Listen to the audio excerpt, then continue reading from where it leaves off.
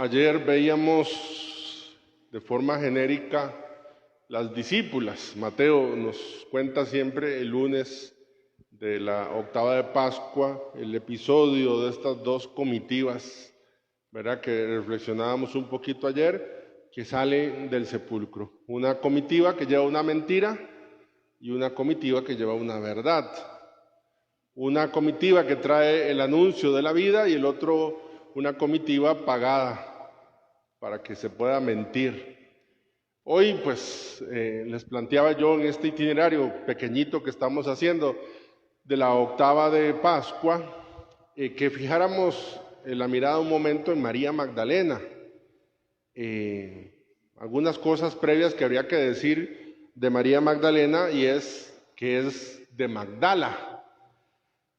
No es poca información, es decir, no es una información que no tenga importancia. Yo estoy convencido que los evangelistas nos dan los detalles que sean necesarios. Por ejemplo, ha querido en algunos casos decirnos que quede constancia de lo que hacía esa persona. Por ejemplo, decimos Juan el Bautista. Ha querido el evangelista que nosotros sepamos que lo que hacía Juan era bautizar. En el caso de María, ha querido que nosotros sepamos de dónde es. ¿Y de dónde es? Magdala. Magdala es un pueblito, era en aquel momento hacia el oeste, el pueblo más importante que había cerca del lago de Genesaret. Después se le dio más importancia a otra ciudad, pero digamos que es de esa parte de allí. Ahora ustedes me dirán, padre, ¿y qué podemos nosotros decir de eso? Bueno, yo no sé, no puedo decir nada. Yo me metí ayer en la noche a buscar sobre Magdala para que dijera que en Magdala había petróleo, que en Magdala era un lugar de... Lo más que dijeron decía que es un pueblo, como era importante, pues había un poquito de dinero. Pero ya luego, pensando un poquito, creo que el hecho de que nos diga que de Magdala es que nosotros no podemos negar una relación que tenemos con nuestra procedencia y con nuestra historia.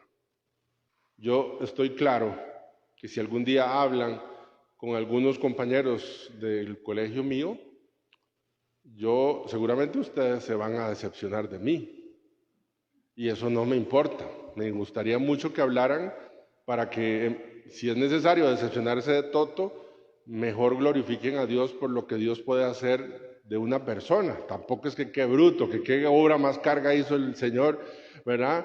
Pero la verdad es que nosotros tenemos nuestra historia, tenemos una procedencia que no deberíamos de negar y que no deberíamos de ignorar.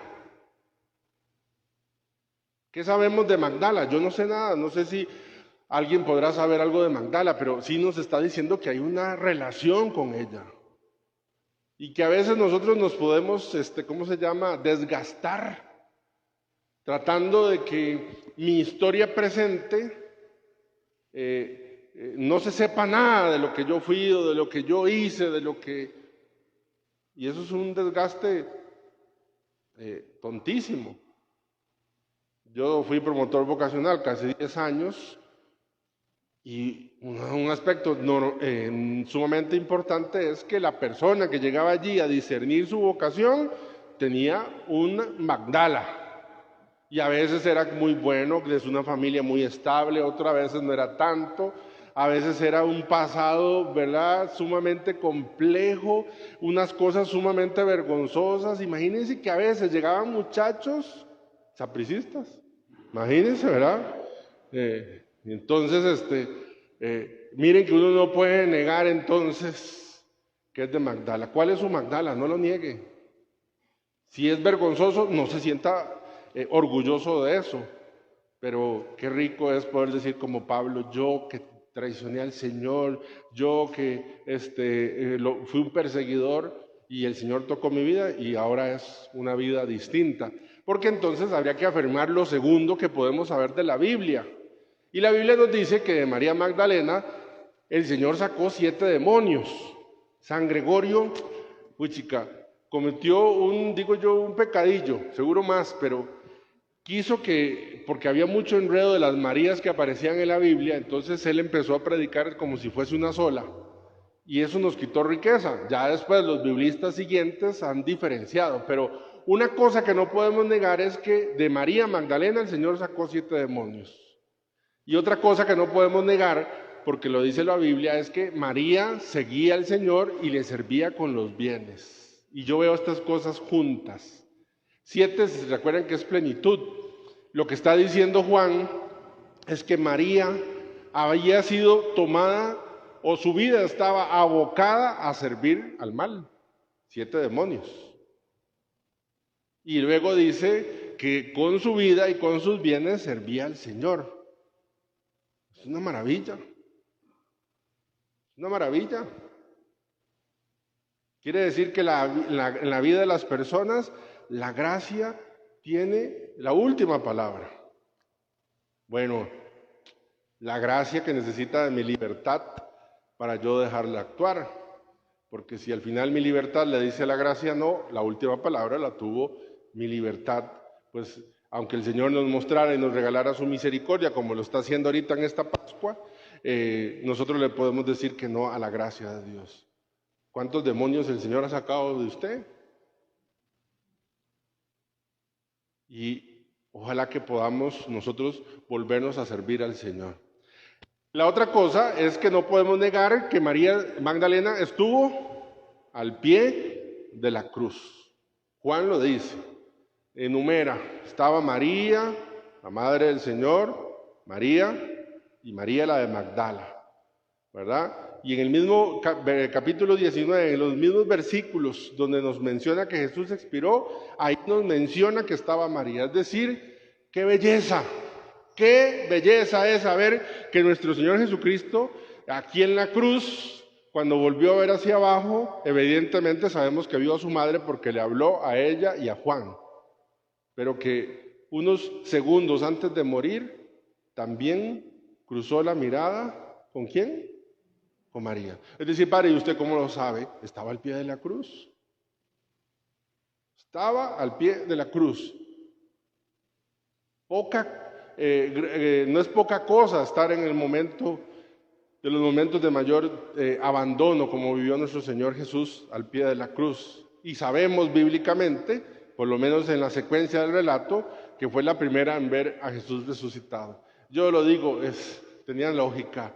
Fue la última en verlo muerto, última con María y Juan que estaban allí, la primera en verlo resucitado. Hoy estamos leyendo del capítulo 20, los versículos 11 al 18. Yo pienso que es importante que lo veamos completo, aunque nada más voy a decir una cosita, es que como leímos el domingo por la tarde, esta parte no lo toma la liturgia y lo voy a leer. El primer día después del sábado, estando todavía oscuro, María Magdalena fue al sepulcro y vio removida la piedra que lo cerraba. Ella llegó al sepulcro, ¿qué vio? La piedra removida. ¿Qué hizo? Dice, echó a correr, llegó a la casa donde estaban Simón, Pedro y los otros discípulos, al otro discípulo a quien Jesús amaba, y les dijo, se han llevado del sepulcro al Señor y no sabemos dónde lo han puesto. ¿Verdad? Nótese que María va al sepulcro ¿con qué expectativa? ¿Qué es lo que esperaba ella? Encontrar la piedra tapada y por ende entonces a Jesús adentro. Bueno, entonces sabemos, salieron Pedro y otro discípulo camino del sepulcro, los dos iban corriendo juntos, nos cuenta Juan, pero el otro discípulo corrió más aprisa que Pedro, ¿verdad? Y llegó primero al sepulcro. Dice Orígenes, Pedro es la autoridad, Juan es el amor, ¿verdad? Entonces llegó primero al sepulcro e inclinándose, ¿quién llegó primero? Juan. ¿Y qué era Juan, según lo que ha dicho Orígenes? El amor. Entonces llegó primero, inclinándose, miró los lienzos en el suelo, pero no entró. Vean cómo llega primero el amor, pero el amor le da campo a la a la autoridad, ¿verdad? Que es Pedro, se queda allí. En eso llegó también Simón Pedro, que lo venía siguiendo y entró en el sepulcro. Qué conflicto el de Pedro, ¿verdad? Imagínense Pedro, ¿se acuerdan qué había hecho? Lo último que Pedro había hecho, negar al Señor, ¿verdad? Y estaba asustadísimo porque los judíos lo querían matar y seguro remordidísimo interiormente con una goma moral, con unos llantos seguro como nos ha contado, y llega María Magdalena y le dice, el cuerpo no está. Ellos sabían, porque Jesús lo había dicho, que él iba a resucitar, pero no tenían la certeza de la resurrección. Imagínense el conflicto interior, ¿verdad? Bueno, al final llega, entró al sepulcro, contempló los lienzos puestos en el suelo y el sudario que había estado sobre la cabeza de Jesús, puesto no con los lienzos en el suelo, sino doblado en sitio aparte. Entonces entró también el otro discípulo, el que había llegado primero al sepulcro, vio y creyó, porque hasta entonces no habían entendido las Escrituras, según las cuales Jesús debía resucitar de entre los muertos. Los dos discípulos se volvieron a la casa. Miren, esta es la primera parte que hoy no leímos. Todo esto, ¿y qué hacen los discípulos? Se van a la casa. ¿Qué sucedió con María? Ahora sí, entra en escena. María se había quedado llorando junto al sepulcro de Jesús. Sin dejar de llorar, se asomó al sepulcro y vio dos ángeles vestidos de blanco, sentados en el lugar donde había estado el cuerpo de Jesús, uno a la cabecera y otro junto a los pies. Los ángeles le preguntaron, ¿por qué estás llorando, mujer? Ella le contestó, porque se han llevado a mi Señor y no sé dónde lo habrán puesto. Dicho esto, miró atrás y vio a Jesús de pie, pero no sabía que era Jesús. Entonces él le dijo, mujer, ¿por qué estás llorando? ¿A quién buscas? Ella, creyendo que era el jardinero, le respondió, Señor, si tú te lo llevaste, dime dónde lo has puesto. Jesús le dijo, María. Ella se volvió y exclamó, Rabuní, que en hebreo significa maestro. Jesús le dijo, déjame ya, porque todavía no he subido al Padre.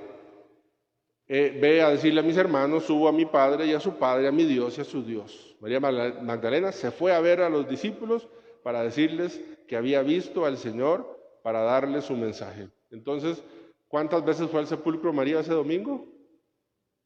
2 veces.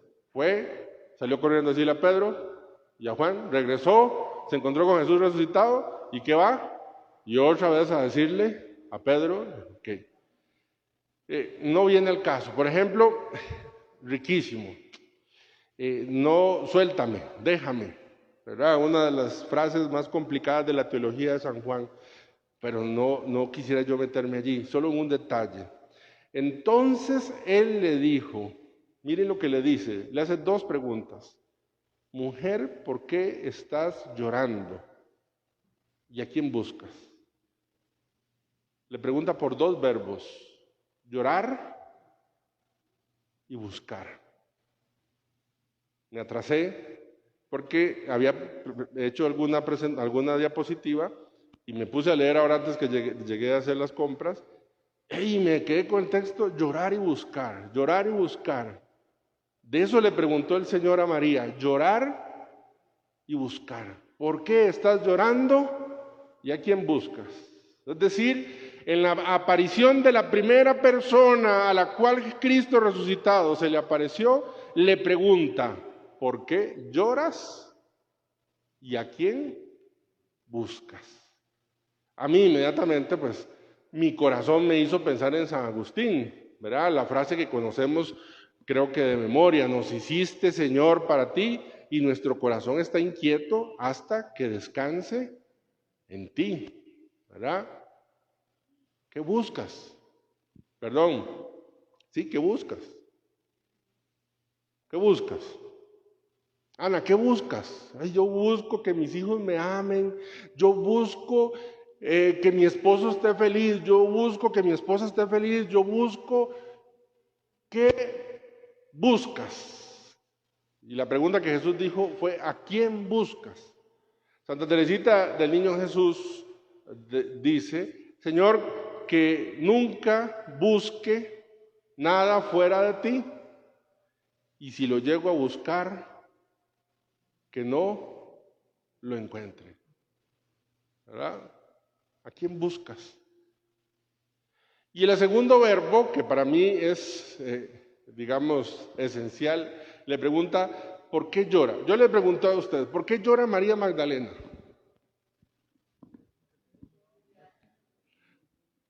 Porque se llevaron al Señor. ¿Con quién está hablando María Magdalena?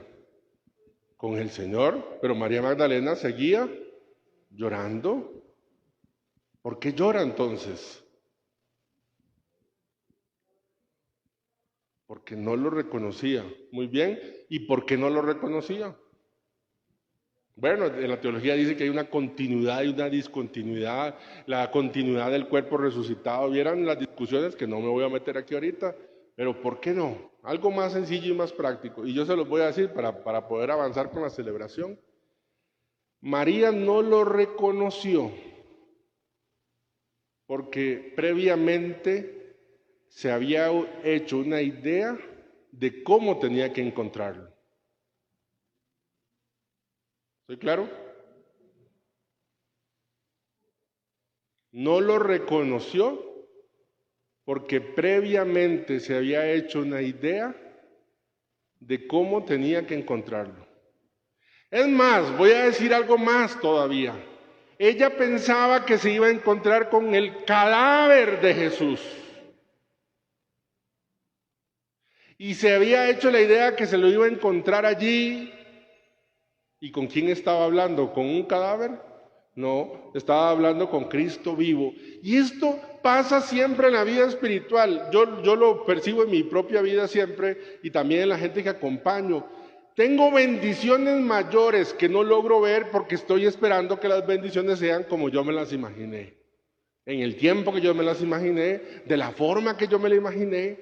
Y por eso entonces llora. Yo me podría acercar a María Magdalena y podría decirle, no llores, tontilla. Vos esperabas encontrarte con un cadáver y estás hablando con Cristo vivo. Estás hablando con el Señor vivo. ¿Por qué no ve lo que esperaba? ¿Cuántas veces? ¿Quiénes aquí han llorado porque no ven lo que esperan? No ven, no reciben lo que esperan, no sienten lo que quieren. Levante la mano, a ver. Dichosos los que no levantan la mano, como siempre digo, ¿cómo harán? ¿Cómo harán para no esperar nada? ¿Es eso? ¿O que no se pusieron desodorante y están haciendo, ¿verdad? O ya sabe, un bien. La vida se nos va en lloriqueos, porque muchas veces nos hacemos la idea de cómo tienen que ser las cosas. Ella seguro iba pensando hacer el sepulcro y ella lo vio, ella vio su cuerpo y seguro dijo, uy, ahora llego y seguramente las mantas van a estar llenas de la sangre del Señor porque yo vi cómo lo dejaron, yo vi donde le abrieron y esa herida que no les paraba sangre, seguramente le habían metido un poco de tela para que dejara de... Y entonces ella pensó que iba a ser así y cuando llega no se encuentra lo que esperaba y por eso llora. Aunque lo que se encontró era más de lo que esperaba. ¿Muy enredado? Yo pregunto entonces, nos podamos preguntar en esta octava de Pascua, ¿por qué lloro? ¿Por qué lloro? ¿Cuál es el motivo que está detrás de mi llanto? Yo ya conté aquí y seguramente a mí no me van a creer porque parece increíble. Bueno, yo estudié en una universidad privada por una beca.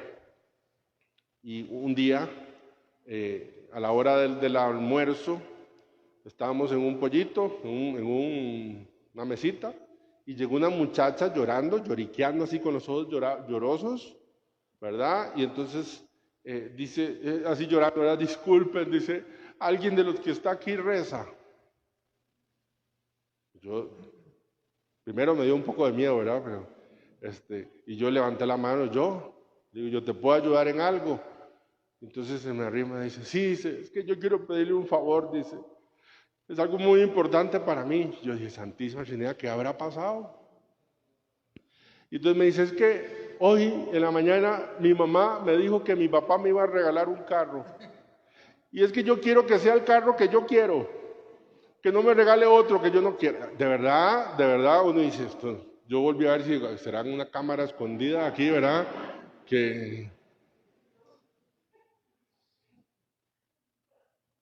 ¿Por qué lloras? ¿Verdad? ¿Por qué lloras? Esas fueron las dos preguntas que hizo Jesús. ¿Por qué estás llorando? ¿Se acuerdan el último lunes del lunes santo? Veíamos que a veces hay que dejar pasar la página y dejar de llorar, dice mi mamá, sobre leche derramada. ¿Por qué lloras? Y la segunda pregunta dice entonces, ¿a quién buscas? ¿Verdad? Dice un padre de la iglesia, buscar llorando, llorar buscando. Yo pienso que María Magdalena nos puede a nosotros acompañar un poquito en esa línea. Démosle gracias al Señor, pidámosle que venga el Señor a purificar nuestro corazón, venga a purificar nuestro corazón, venga a purificar nuestras lágrimas, nuestras lágrimas. Yo soy de la idea de que es cierto que las lágrimas en los ojos no me permiten conocer al Señor, como muchas veces se predica sobre este texto, pero también las lágrimas en los ojos ayuda a purificar la mirada. Y eso depende del motivo por el cual estamos llorando. Hoy leí así rápido que encontraron un niño muerto abandonado en una caja. ¿Quién no va a llorar? ¿Quién no va a llorar sobre el aborto, por ejemplo? Nos faltan lágrimas. Creo que están mal encaminadas. Deberíamos de llorar, ¿verdad? Por algunas cosas y dejar de llorar por otras. ¿Por qué estás llorando? Dice el Señor a María Magdalena. Muy bien.